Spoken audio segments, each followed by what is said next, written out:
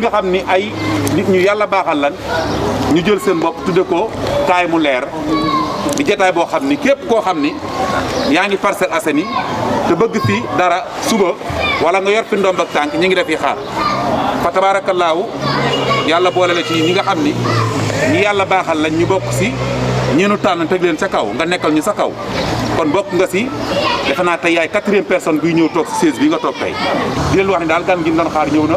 ah fa tabaarakallaahu muy sunu xarit di sunu soppe ñëw andil ñu teraanga nag waaw ku nekk ñëw nga fi indi teraanga mais moom teraanga moo dàq teraanga yi ndax li nga xam ni moom la ñuy xaar si jamono bi li président wax ñi nan koy def moom la ñu ëndaaleel muy lan ay masque ak teraanga ju bëree bëri di ko wër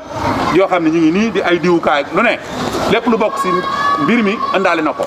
kon Nathalie Sagna ñu ngi lay dal jàmm muy sama xarit nag di sama soppe xam ni fa tabaarakallaa ba ngay 2009 di may ànd ak moom di laxasaayu di dugg si terrain bi di politique ànd ak Mbaye Ndiaye booba man maa yore micro central bi man ak Pape Malick Gueye muy sama xarit di sama soppe di sama géer te ba ñu ko nag. Salaamaaleykum. Bonsoir tout le monde. Bonsoir. Bon, l'honneur de recevoir Nathalie Sagna ici, comme on l'a fait parmi d'autres politiciens ici. Tay bokk na ci 4e ku ñuy dalal fii tey mais dafa doon baaxoo saa bu ñuy commencé dañuy def ñaan ci débat bi ak ku ci nekk li nga yéene ci débat bi ak moom lim ci bëgg ñu commencé ko buñ ko defee ba pare après ñu doog a commencé débat bi. subhaana rabbika rabbil izzati amma yasifuun wa salaatu wa salaamun ala al-mursaliin walhamdulillahi rabbil aalamiin. Amiin. Tout d'abord comme ni nga ko waxee mbir moom balaa ngay commencé rek moom foog ñu ñaan waaw te ku si nekk dafa am fi nga bokk waaye mais Sénégal benn bopp la kenn mënu ko xaar te ñun ñëpp ñoo ko bokk waaw comme nu ma yàgg di wax rek fii ngay gis ci biir Sénégal ñu bokk ndey ak baay kii nekk musulman kii nekk catholique waaw fii tamit ngay gis benn cimetière musulman ak catholique di fa nelaw kon Sénégal wax dëgg yàlla benn bopp la kenn mënu ko xaar voilà kon noonu nu may commencé lu dundee au nom du Père et du Fils et du Saint-Esprit amen waaw ne tamit asmililahi mini seytaani rajim bismillahi rahmaani rahim alhamdulilahi rabbil alamin waaw di nuyu ñëpp ñu fi teew di rafetlu seen invitation bi di rafetlu tamit idée bi ngeen am tamit yéen di doomu Parcelles tamit jóg tamit voilà pour def maanaam mbir bu mel nii di fi woo képp koo xam ne que maanaam doomu Parcelles nga fi nekk di yëngatu ci politique pour nga ñëw pour nga leeral askan bi te muy lu jaadu yoon tamit. Voilà je pense que kuy Nathalie Sagna nit sax wax ci yow dafa di loo xam ne que du lu maanaam du yomb voilà mais mën naa ne man maay kan fi ma juddoo comme ni ngeen ko waxee man maa ngi tudd Nathalie Sagna dëkk unité 24 juddoo Dakar yaroo Dakar màggee Dakar juddoo ci hôpital principal waaw dëkkoon ci buntu marine bi juste à l'entrée de la marine waaw kër bu weex bu fa nekkoon sama papa nekkoon fii le premier maître du port noir temps AOF nekkoon capitainerie du port ñu juddoo foofu boo fa jàngee comme ni nga ko waxee maa ngi juddu un 25 juin 1968 à Dakar. Je suis mère d'un petit garçon de 12 ans, voilà, qui faisait d'ailleurs ses examens de CFEE d'entrée en 6e. maa ngi def sama primaire mën naa ne ak sama préscolaire Immaculée Conception, voilà def sama primaire Berthe Maubert mu nekk Albert Sarraut nekkoon avant école des jeunes filles képp kuy président Sénégal foofu ngay voté voilà école des jeunes filles la woon avant ñun suñu temps ñu def ko école Berthe Maubert voilà nekk juste à côté de Jantina nekk avenue Albert Sarraut voilà def sama secondaire à l'école au collège Saint-Michel voilà bu ma fa jógee fa laa def Saint-Michel ba en 4e si laa arrêté ma dem en France continuer fa sama jàng ba seconde arrêté en seconde j'ai eu mon diplôme d'informatique comme opératrice de saisie à ACMIS fa laa defee sama formation professionnelle à Bourguiba comment dirais-je encore sama club bi ma fréquenté mës fa basket muy la Jeanne d'Arc de Dakar foofu laa defee sama lépp musuma changé club musuma basketé feneen fu dul Jeanne d'Arc waaye parce que dama bokkoon ci famille boo xam ne que ñëpp ay sportifs lañu mon papa était arbitre de volley nekk vice-président de la section de volley de la Jeanne d'Arc nekk président section volley de la Jeanne d'Arc voilà de ce fait que famille sportive la juddoo ci la yaroo ci la màggee et tout politique bi nag injustice moom ci dugal ndax je me rappelle maanaam mooy suñu président sortant bi monsieur Abdoulaye Wade bu muy dàq le président Macky Sall au niveau de l'Assemblée loolu moomu dugal ci biir politique bi voilà ñu demate aussi ticket bi aussi bu mu bëggoon changer aussi au niveau de l'Assemblée moo bokkoon tamit ci ñi nga xam ne tamit ay porteurs de voix lañu seen dëkk tamit taxawoon tamit buntu Assemblée tamit di ko ñaxtu tamit voilà donc mun naa ne politique bi ñu bari moom la ñuy wax sax parce que am naa ay xarit yu bari yoo xam ne même des amis commissaires yoo xam ne que dañ ma mere sax si du ma dugg si politique parce que dañ ma ne du sama place waxuma woon dugg si politique ndax boo xoolee tamit dinaa ne dëgg la ndax tey jii ak li ma defal sama dëkk li ma ko liggéeyee tey même su ma politique woon tey bunte gu ma fëgg tamit yàlla mën na def mu ubbil ma ko ndax tamit dama ko liggéey sama dëkk voilà parce que mérito nañ ko tamit ndax lu ñu fi def basket bi mais tey am na loo xam ne que yàlla moo koy def si doomu aadama ndax dama di nit boo xam ne que dama mës a nekk bañkat xaw ma luy topp si ginnaaw nit pour am dara lépp lu may am rek day fekk dama ko ñëfe bugguma tamit lu yomba parce que man bu yombee tamit dafay mel ni que facilité la si man tamit voilà bu ma ñëwee nag gis ñu def loolu sama président Macky Sall mu poussé ma nag bu mu taxawalee APR ma ñëw dugg si pour ñëw jàppale ko voilà mais tamit changer politique bi tamit maanaam faire la politique autrement ndax li ma gisee politique bi tey si biir Parcelles Assainies ak si Sénégal ñëpp koo taxawal wax rek ba si man mi sama jëmmu bopp sax bu ñu daan taxaw di wax politiciens yi du ma leen déglu parce que damay ne politique fan la ndax dañuy ñëw wax lu ñu lay wax te lu ñuy wax yëpp duñ ko jëfee mais tamit ma xam ni tamit ak porteuse de voix bi ma doon tamit su ma taxawee 17 ans tamit ba ëllëgee dinaa ko layoo ak suñu borom ndax am na ñoo xam ne que yàlla daf ko def xëy na dañuy nekk si àddina xëy na pour mission boo xam ne que xëy na dañu war a di ko dox waaw alors man je me dis que xëy na sama mission la voilà ndax ku ma xamaloon sax même avant politique bi man ñëpp social la ma xamaloon ndax fii ma jàngee muy Saint-Michel saay bu approche Pâques daan ñëw toutes les classes A c'était des classes catholiques A yëpp 6e 5e ba terminale de ce fait que moment boobu dañu daan def ay collecte di dem dans les hôpitaux dégg nga de la place yëpp di jàppale maanaam néew doole yi voilà ñëpp loolu lañ ma xamaloon kumba am ndey boobu kumba amul ndey bi sax bu ma ko déggee sax nga wax ko sax dégg nga dama si kontaan ndax dama yàgg taxaw bi palais di ko wax président Macky Sall ndax comme ni nga ko waxee rek man ragaluma dara yàlla rek laa ragal ndax fii ñu taxaw nii yàlla na yéex kenn xamul kenn duñu fa fekk boo fa nekkee yàlla na yéex sa jëf moo la fay fekk musuma sëgg sama àddina ñaanuma yàlla politique bi tax ma sëgg quand je parle même nit yi dañuy yaakaar damay xuloo ndax tout ce que je dis ça me vient du fond du cœur Nathalie n'est pas hypocrite j'ai horreur de l'hypocrisie Nathalie n'est pas fausse mënuma jay nit bu may ànd ak yow dañuy ànd dëgg tax ñu ànd bu ñuy bàyyante tamit dëgg dina tax ñu bàyyante kumba am ndey kumba amul ndey boobu dama yàgg taxaw di ko wax si biir Parcelles Assainies xëy na tey parcelle neex na tey ñu bari ñu ngi jóg di kaas mais ba mu mettee kenn ñemewuloon taxaw si biir Parcelles Assainies di kaas et je prends en témoin ñi nga xam ne ñu ngi fii moom mi Diaz moom mi Ndeye Penda État ak ñeneen ñoo xam ne que si média lay wax la may wax ragaluma ko ndax defe naa ku taxaw jàkkaarloo président Macky Sall taxaw di ko wax dëgg si biir palais bi defe naa du ma taxaw si biti di ragal di wax samay wax hormis la politique ba fu ma mën a nekk sama àddina noonu la ma mën ñëpp ma sa xamee ba tey boo gisee tey defe naa tey Nathalie lu ko yàqal yëpp si àddinam dëgg ko muy wax la ndax sénégalais bëggu dëkk doole bu ñuy def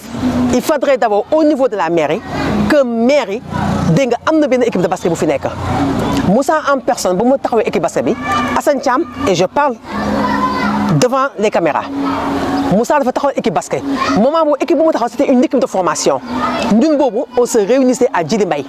chaque soir avec les Raymond Carvalho ñi nga xam ne que les basketteurs yi nga xam ne ñu ngi fi si passé pour taxawal équipe basket mais bu ñu demee ba Moussa yëg ni taxawal nañu équipe basket bi moom équipe bu mu taxawal c'était une équipe de formation mais nous c'était pour compétir def équipe basket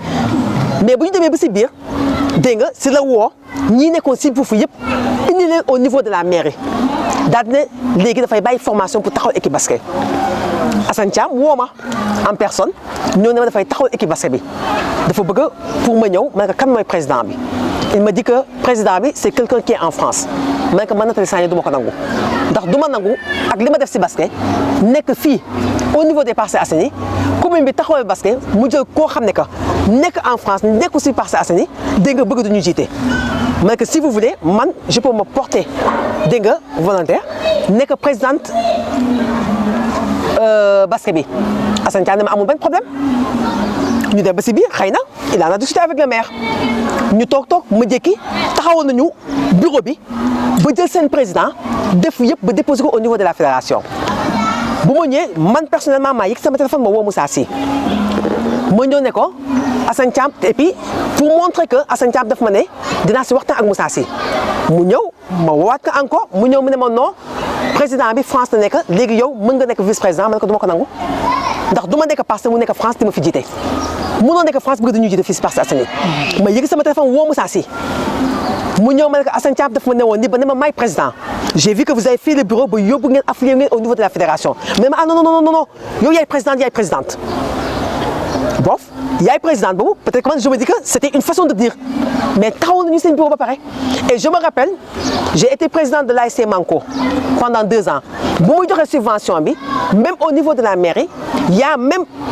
un président de club qui s'est levé un monsieur jóg ne ko comment se fait-il nga taxaw équipe de basket te ñu am ay basketteuses yu mel ni comme Nathalie Sagna nekk fii au niveau de basket dugal loolu leen si biir kii bi il n'a pas répondu à la question man j'ai levé la main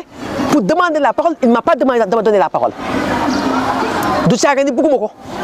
mais si loo xam ne bu fekkee ne dafa taxaw te dugal ñu si tamit mais doo si mën a dugg local yi passé Mbaye Ndiaye laa àndal alors tu fais faux juger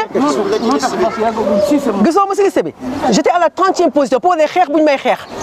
on voulait même pas me mettre dans la liste mais c'est le parti qui a imposé ça on lui a dit une personne comme Nathalie Sagna avec tout ce qu'elle a fait pour le Sénégal on peut pas ne pas la mettre dans la liste et pour te dire que xeex bu ñu may xeex si biir parcelle ndax bañ bu ma bañ ndax injustice bu may xeex ndax bañ di mar seen ginnaaw ak bañ loo xam ne que moo fexe promotion canapé bi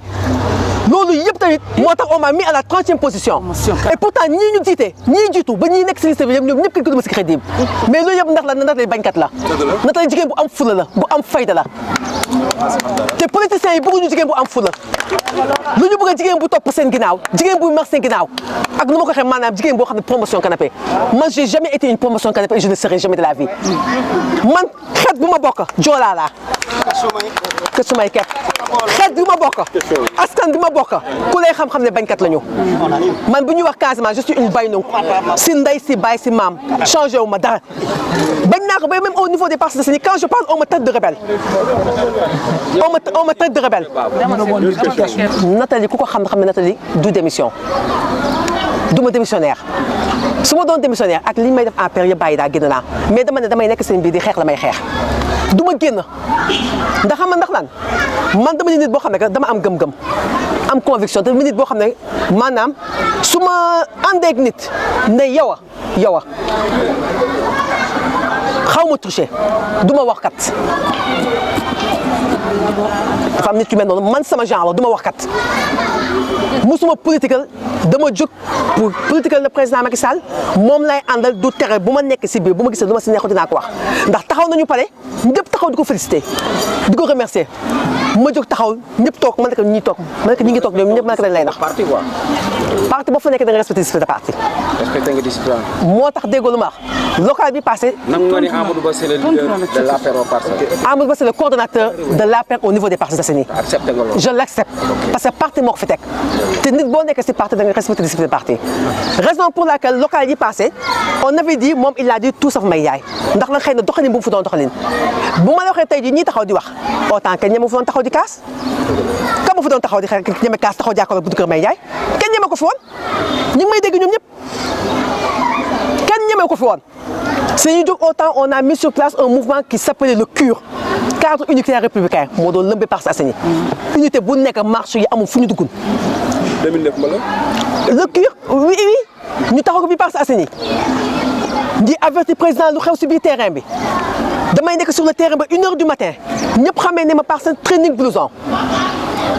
ndax man moom liggéey moom dama ñebe terrain bi damay dox unité 7 ba unité 24.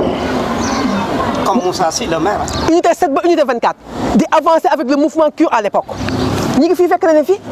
Boko Jong mii may dégg man maa ko indi woon si mouvement CUR bi mi ngi may dégg ci la bokkoon et ba ñu demee ba gis Parcelles yi ñu fi nekkul CUR man la tegoon au devant man maa nekkoon seen candidate et candidat bi au temps xamuñu woon politique parce que dañ ko defoon rek pour contrer li fi nekkoon ñu ne président que c'était pas le candidat qu'il fallait boo fi tegee dañu ñàkk alors il disait que nous étions des frustrés que ñoom ils maîtrisaient les Parcelles Assainies alors bu mu déclaré candidature ma déclaré sama candidature loolu yëpp pour wane bañ bi pour wane que c'était pas lui du moom si foofu dañu convoqué Méridien Sud 608 parti bi daal di ne que moom la ñu jiite nañ ko bàyyi mu dem et pour dire que on voulait même pas me mettre dans la liste li ma ne quand j'étais dehors ñoom commission bi nekk si biir c'est là que j'ai entendu le conseiller du président fëgg si biir taabal bi ne ne une personne comme Nathalie Sagna avec tout ce qu'elle a fait pour le Sénégal on peut pas ne pas la mettre dans la liste Mamadou lii mi ngi may dégg 19 maa ngi toog ak moom ak Mame Fane Mbacké moom moo ma ne noppil maa ngi wax ak Mame Fane Mbacké mu ne sa kaal la ñu nekk bu muy fëgg si taabal bi et pour te dire que bëgguñu ma woon dugal même ndax pour ñoom Nathalie da leen di déranger pour montrer que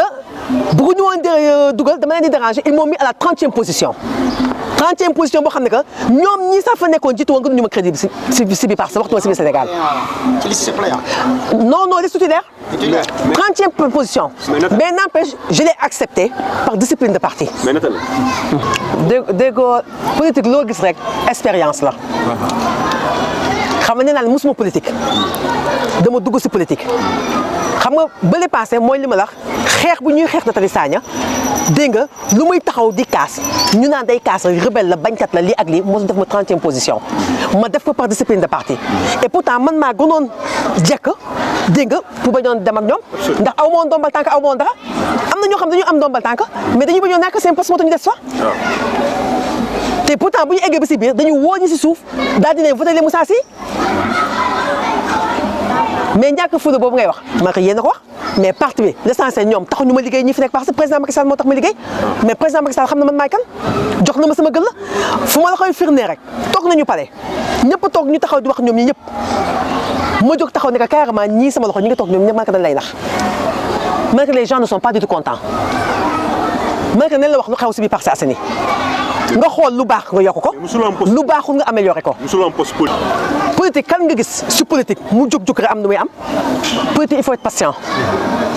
boo amul patience doo am dara jàng naa ko si biir politique. mais patience dafa am ay. mais kañ laa dugg si politique parti bi ñaata élection lañ fi dem benn élection locale lañ fi dem mooy biir Romb. benn ko dese. ah mais déggoo lu ma mais déggoo lu ma la dama ne man Nathalie Sagna su ma amoon ambition dégg nga gisuma lu ma koy tere wax ndax ba mu méttee ba kenn ñemewu wax jóg déclaré sama candidature. mais est-ce que bii di ñëw la da nga am ay ambition locale. dama bokk si parti su ma ko bëggoon dinaa ko déclaré comme ni ma ko defoon avant. discipline de parti ngay demee. dama topp si dama nekk si parti. bu parti bi jiite leen Moussa Sy da nga am ci ginnaaw. foofu eggaguñu fa. dégg lu ma la wax. loolu moo tax loolu bëgg a xam. ma ne gis nga même buñ fay jëm. eggaguñu fa déggoo ma ne politique loo gis expérience la. mais tamit sax ma ça sonne mal que tey yéen ngeen xeex. Macky Sall opposition indi ko pouvoir.